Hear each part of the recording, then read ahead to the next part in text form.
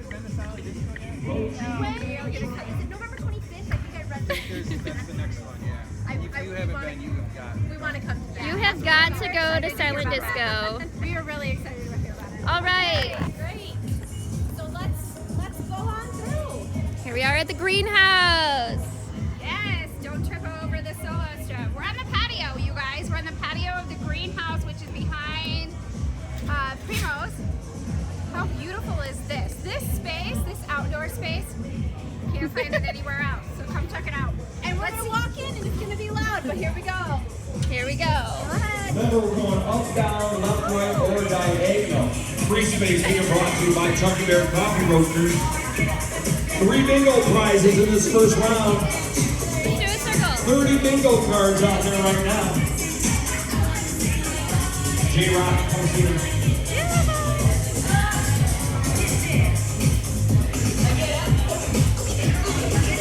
Okay. Sean, go say hi.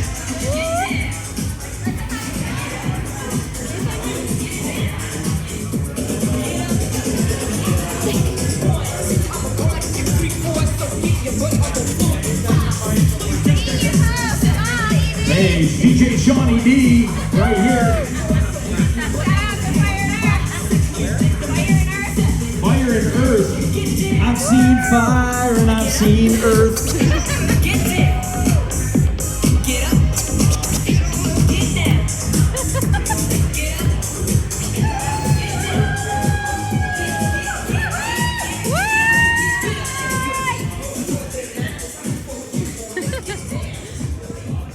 That is so much fun. How fun is that place? Pump it up. Pump the gym. Natalie. Hello. Oakley. I love this outdoor space. This is a nice space. This is a beautiful space. Yes. So we're just getting started in there with the bingo, right? Yes. So they're doing music bingo. Yes. Yep. I don't understand the concept of that, but Natalie, music can bingo. you explain music bingo? You played it before. Music bingo. What is it? Music bingo is when so people the DJ will play bingo, You got the microphone? and so the DJ will play music, and then you go on your little tablet, and so you guess the songwriter on the tablet, Song title. song title, and if you're correct, then you get so many points that add up, and you win a prize. Song bingo, baby. All right. Yes. That's awesome. All right. So we're gonna head inside because this place has so much more to offer. Yeah. We're gonna head in. Let's go. Let's go.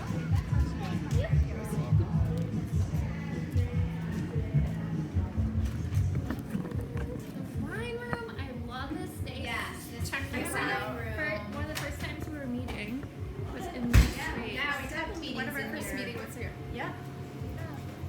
Okay.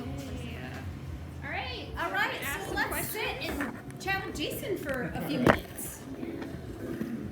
Beautiful space. Jason, why don't you sit This down is there? where I usually sit. Yeah, the head of the table, man. Do it. Is there enough light? I think we're okay. Okay. Yeah, I think it's okay. Sweet. All right.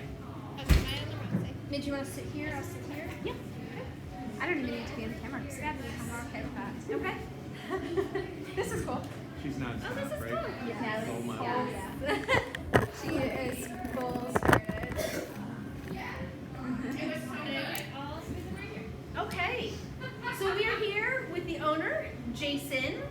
Jason, tell us a little bit about how this whole thing transpired for you. You have a greenhouse that we just walked through, and it was actually a greenhouse at one time, and Yeah. you converted it into the space that it is now. So tell us a little bit about that. So we moved here from the west side. We had a little small store, liquor store, barbecue on one side, and that was our plan. Like, we were happy to be there, but a developer came in, wanted to do the west side and wanted to buy our place, so we thought, okay, that's not what we were thinking, but we can do that. And we had already talked a little bit about having been out there, like, it'd be nice to be closer to the population, to the bulk of town, because people just don't go to the west side if they're downtown. And so when we had the chance, I said, yep, we'll sell this place, but we gotta have a place to go. just getting started. Like our brand was just going. I didn't want to lose the momentum by closing. So we didn't have a place to go. We just said we'll sell it, and when we have a place, we'll get the deal done. So we started looking around, looked at some options, and this just happened to be like a friend of a friend type deal where they were thinking about selling it. My buddy knew that connection, and then ultimately the deciding factor was that the money was something we could do. And so we moved in here, and 1 month later, COVID lockdown hit us. Oh, So okay. we had a month of trying to get things going, and then no indoor dining. Yeah. And so right away we were forced to be like, okay, how are we gonna do this? It was scary.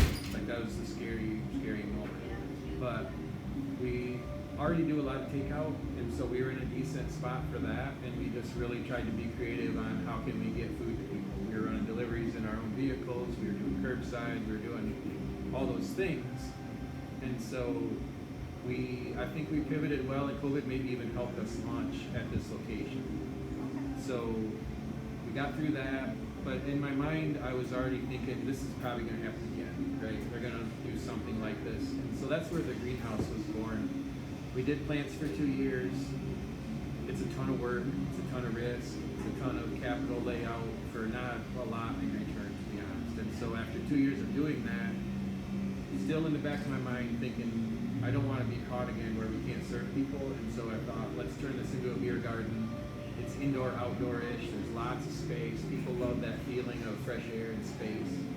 And so we did it, and it was really met with great response from the beginning. So, How did that vision come to you? Because that seems, to me, it seems unique. I don't know if I've ever seen that before. So is that something, like, I know we Yeah. have these visions, we're like, oh, let's do this, and then it sometimes transpires and sometimes doesn't. So how did that come to you? well, it was, like I said, the twofold. Having a place where people could eat if we did get locked down again. But also, I came from a kind of industrial background, and the building sat empty 8 months a year. And it's 3,000 square feet, and I just said, there's got to be a better thing we can do with this space. And I thought beer garden right away, like That's amazing. perfect. Yeah. And then live music just goes hand in hand with it. And so we thought we'll try to do some live music, see how that goes. And then again, COVID made all these musicians who want to be playing, they didn't play. So as soon as we had a venue, it was people beating down our door to come and play here, and it was Because it's open air. yeah. Like And it was you can have shelter in the sides Yep. came up, and you had good cross air. Yep. COVID hit me pretty hard. I wouldn't go anywhere, but this was one of the first places that I went because I felt comfortable, I felt safe with it. Yeah. So not only you did things that you didn't know you did, like you gave an avenue for people to break out of what became the normal for a minute Right. and get back into what is really But- Right.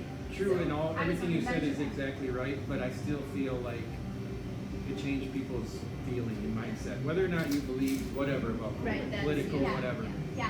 You still think differently now when you're in this crowded space and you have no, to go to a theater, to go to a crowded restaurant and sit with. I think people just think differently about that, and that's why this works. Yeah. We have a capacity of 99. Okay. That's just where it's at. Yeah, and I bet you could hold 200. We could if fit they- 250 in there if we tried. But I mean, Yeah. like, I think if you had even more space and you could, and with what you provided out there, I bet it would be bigger. Yeah. Yeah. But it's really also, good. I don't want to be a ton bigger. I want to be where people still feel comfortable and have their space and have their table where their crew can hang out. And people have criticized that, like, why do you have these giant tables in here? You could do smaller tables. And I'm like, because